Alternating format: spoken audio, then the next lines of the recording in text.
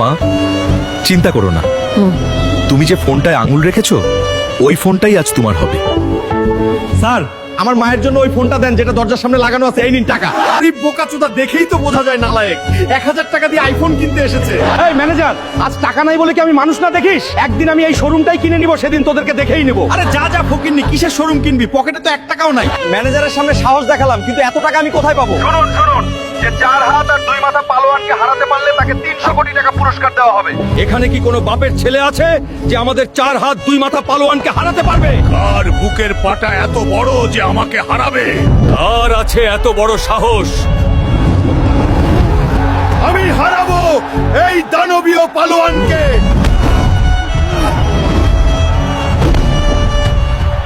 বন্ধুরা, তোমরাও যদি তোমাদের মাকে ভালোবেসে ঝুঁকি নিতে পছন্দ করো তাহলে জলদি লাইক, কমেন্ট আর সাবস্ক্রাইব করে দাও তো।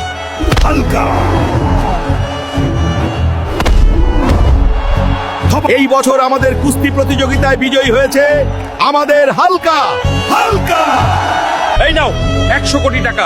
আজ থেকে এই শোরুমের মালিক আমি। তোদের মতো পাল্টু কর্মচারী আমার দরকার নাই। এখনই এখান থেকে বের হয়ে যা। সরি হালকা, এই নাও মা তোমার আইফোনটা। পাগল ছেলে, এত দামি ফোন আমি কি করব? কই দামি এটা, তোমার চেয়েও মূল্যহীন। তোমার জন্য আমি সবকিছু করতে পারি মা।